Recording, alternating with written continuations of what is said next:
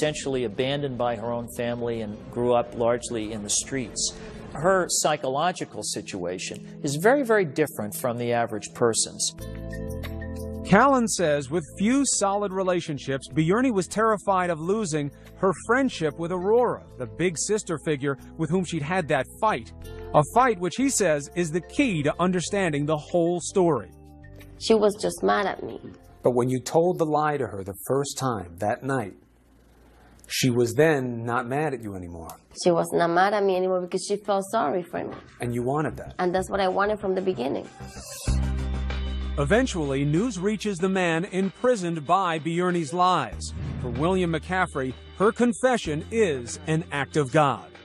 Could you believe it? Not at all. This is what I prayed for, you know. I looked at it like as a blessing. More people need to come forward and tell the truth. But incredibly, the truth does not set him free. Even after hearing Bjorny's recantation, the prosecution refuses to acknowledge they've put an innocent man behind bars. Bjorny has to spend 6 months insisting the rape never happened. Finally, in August 2009, a judge frees William McCaffrey from prison.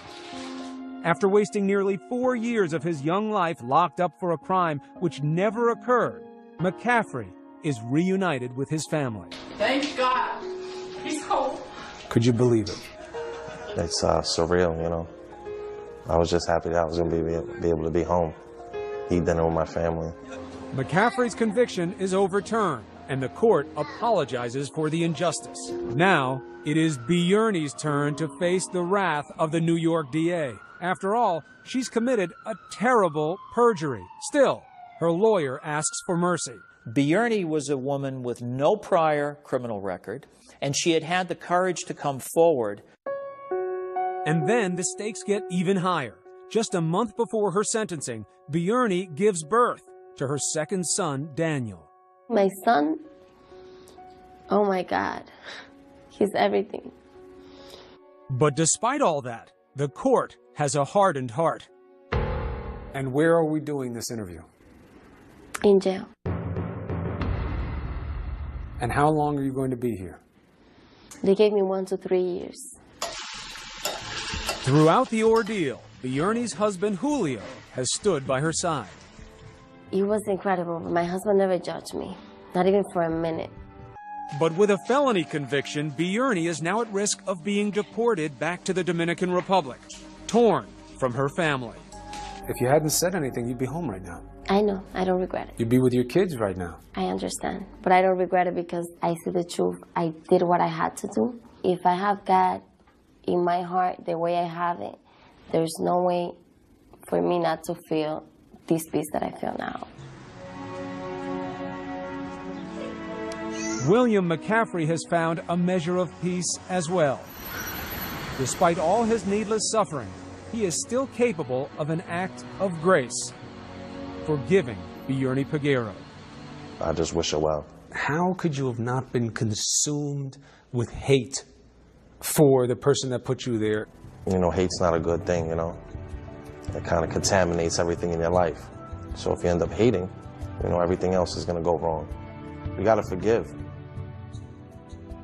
William McCaffrey later filed a civil lawsuit against the state of New York, and the case was settled.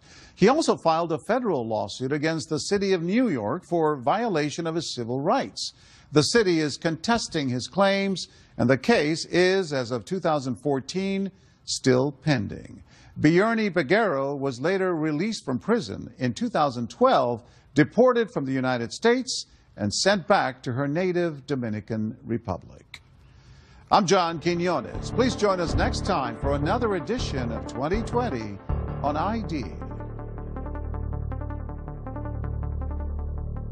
Could she have gotten the impression that you guys had broken up?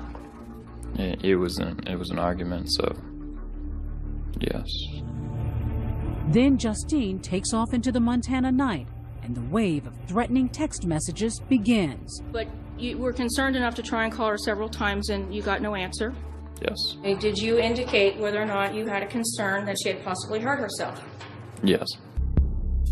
The prosecution rests. Now Justine's lawyers are about to mount a defense that will outrage Aaron's family. They begin their case with a jaw-dropping theory, the opposite of the prosecution's. They argue it was actually Aaron Thompson who caused the horrific crash that killed her and her son, Caden. Did all the calculations confirm that the accident had occurred in the southbound lane? Yes. Defense witnesses suggest construction on the bridge may have confused Aaron, causing her to veer her white SUV into Justine's car. With wreckage strewn everywhere, it was impossible to know who was in which lane, says defense expert Scott Curry. So, Mr. Curry, before you had even found what you believed to be the point of impact, you basically threw out what the Highway Patrol had concluded. Yes. Don't you consider that jumping to conclusions? No. Curry says his conclusions were based on careful analysis of the evidence. Beyond the roadside forensics, did Justine's wave of desperate text messages constitute a suicide note? In court, battle lines are drawn. The defense turns to boyfriend Ryan Langford. At one time, you described Justine as a person who could not even hurt a fly? Yes. Do you still believe that? Yes.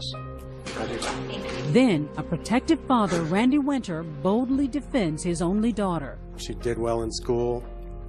It was kind of like she was a model kid that you didn't have to worry a lot about.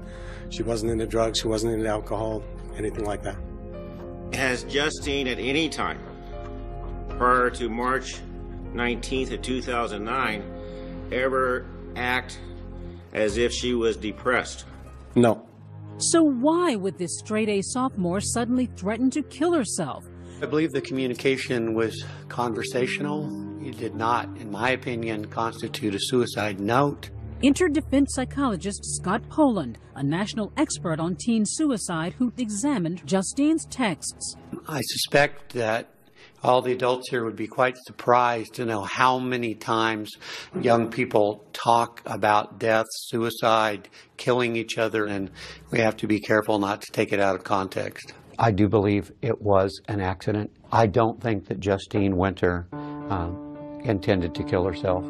I don't believe that the texting constituted a suicide note, and I further don't believe she intended to harm anyone else. Dr. Poland's belief is challenged by prosecutor Lori Adams.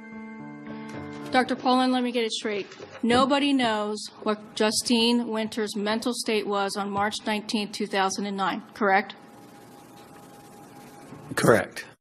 The prosecution introduced text messages from Justine to Ryan to show she was depressed about things at home and dependent on her new boyfriend. You're the only thing holding me together. The only reason my parents won't get a divorce and move to an apartment or whatever is because of me. So I live with them basically hating each other and me. You make me know that at least one person cares. But was it enough to convince jurors that Justine was really suicidal? After all, just one holdout would mean a hung jury or even acquittal. Freedom for the teenage girl. That was a concern, that somebody on the juror would say, she's 16 years old, I'm just not convinced she did it on purpose. I'm not going to convict her. What would the jury believe? And will Justine take the stand to tell her story? A story she says she doesn't remember. Stay with us.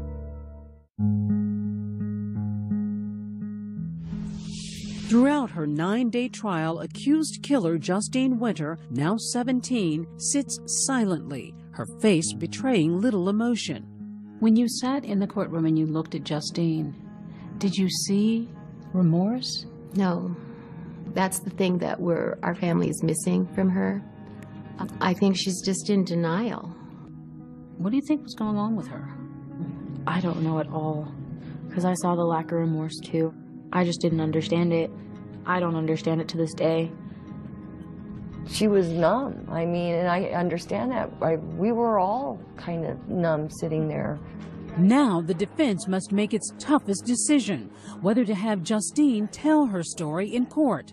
An agonizing choice, but in